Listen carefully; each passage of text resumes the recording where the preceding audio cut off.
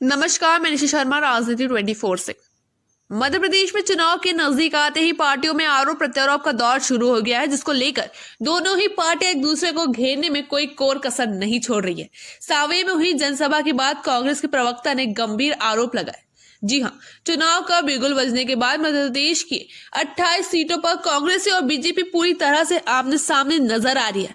बात की जाए कोरोना काल की तो रोजाना पेशेंटों की संख्या बढ़ती हुई नजर आ रही है। उसके बावजूद भी चुनाव अपनी पूरी भूमिकाओं में नेताओं के साथ दिख रहा है। तो वहीं सांवेर में हुई नर्मदा जल को सांवेर में पहुंचाने पर बीजेपी ने ताल ठोकते हुए काफी बड़ी संख्या में सभा कर डाली, जिस पर कांग्रेस के प्रवक्ता ने आड़े हाथों लेते हुए प्रशासन सहित पुलिस विभाग पर गंभीर आरोप लगाए।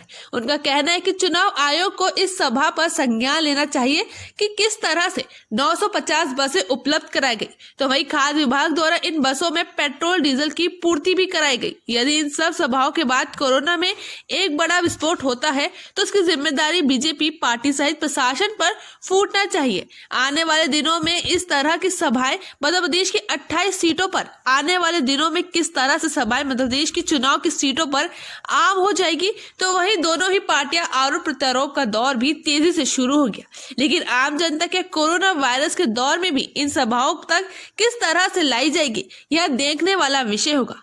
राजनीति 24 पर खास खबर।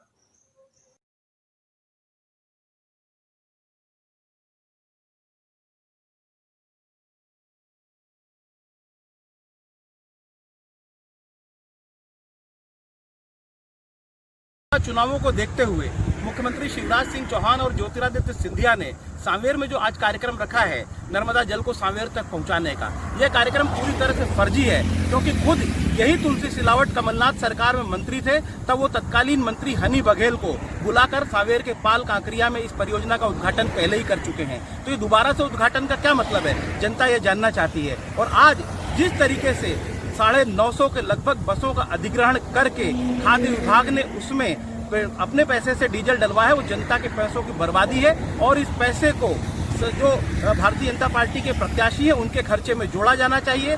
जिस तरीके से यहाँ सोशल डिस्टेंसिंग का पालन नहीं किया गया, मास्क का उपयोग नहीं किया गया और सैनिटाइजर का तो बिल्कुल भी उपयोग नहीं किया गया है, उसके कारण जो यहाँ कोरोना बम फूटेगा, सांवेर में मौतें होंगी, सांवेर के लोग संक्रमित होंगे, उसके लिए पूरा जिम्मेदार और आपराधिक लापरवाही जिला प्रशासन की मानी जानी चाहिए, जिसके लिए उन पर आपराधिक प्रकरण दर्ज होना चाहिए। और मेरा ये साफ कहना है, जिस प्रकार से आशा कार्यकर्ताओं को बुलाया गया है, जिस प्रकार से पोटवारों को बुलाया गया है, जिस प्रकार से शिक्षकों को बुलाकर भीड़ की गई है, ये साफ दर्शाता है कि भारतीय जनता पार्टी अपना जनाधार हो चुकी है और उसे अपनी ताकत दिखाने के लिए इन झूठे प्रबंधनों का सहारा लेना पड़ रहा है। मैं ये कहता हूँ कि अगर ये कार्यक्रम सरकारी कार्यक्रम है, जैसा कि मुख्यमंत्री कह चुके हैं, तो इस सरकारी कार्यक्रम में उन्हें कांग्रेस को कोसने की कोई आवश्यकता नहीं थी। और यदि वो कांग्रेस से कोस रहे हैं और अपनी राजनीतिक महत्वाकांक्षाओं की पूर्ति के लिए कांग्रेस पर आरोप लगा रहे हैं, तो ये पूरा खर्चा सांवेर के प्रत्याशी के खर्चे में जुड़ना चाहिए। चुनाव आयोग इसका संज्ञान ले और जिन अधिकारियों ने यहाँ पर भारतीय जनता पार्टी की मदद की है इस पूरे कार्यक्रम के लिए,